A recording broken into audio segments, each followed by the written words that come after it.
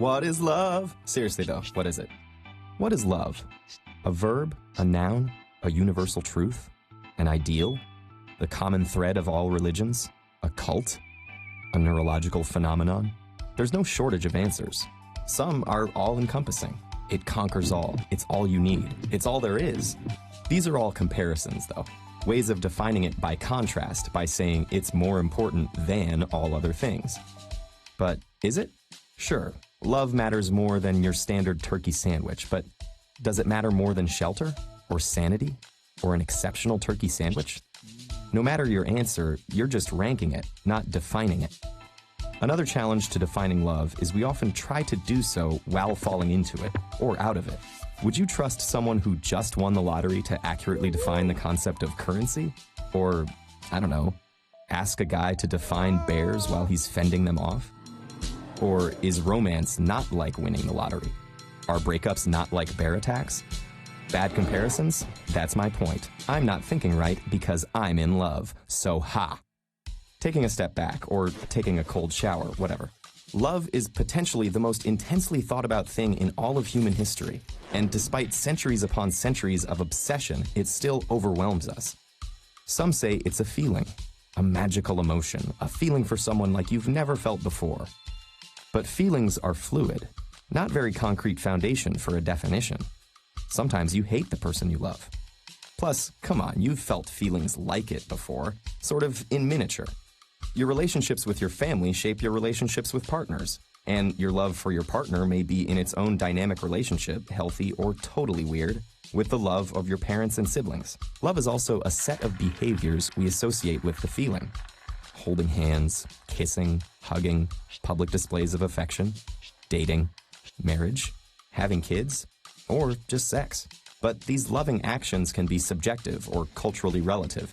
You may love or be someone who can't have kids or doesn't want to, who believes in marriage but also in divorce, who's from a culture where people don't really date the way we think of dating, or who just doesn't want to make out on the bus.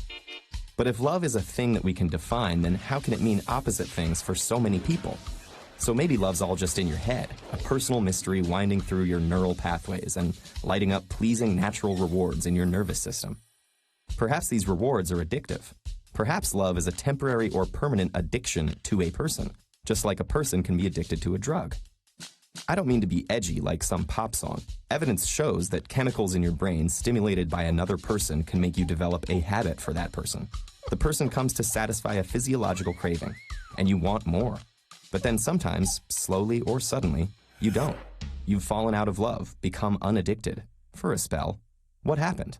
Does one develop a tolerance or hit a limit? Why do some lovers stay addicted to each other their entire lives? Perhaps to create new lives? To proliferate their species? Maybe love is just human DNA's optimal method for bringing about its own replication. There are evolutionary arguments regarding every human mating behavior, from how we display ourselves to potential mates, to how we treat each other in relationships, to how we raise kids. Thus, some argue that the feeling you think you feel in your soul is just biology's way to make you continue our species. Nature has selected you to have crushes on hotties, just like it makes monkeys have crushes on hot monkeys, and biology marches on. But is that all love is? Or perhaps worse, is it just a construct, some fake concept we all convince each other to try to live up to for a fake sense of purpose? Maybe it is a construct, but let's be more precise about what a construct is. Because love is constructed from reality. Our experiences, feelings, brain chemistry, cultural expectations, our lives. And this edifice can be viewed through countless dimensions: scientific, emotional, historical, spiritual, legal, or just personal. If no two people are the same, no two people's love is the same either. So in every loving relationship, there's a lot to talk about, and partners should be open to that, or the relationship probably won't last. Love is always up for discussion, and sure, under construction. So if we can't define it, that's a good sign.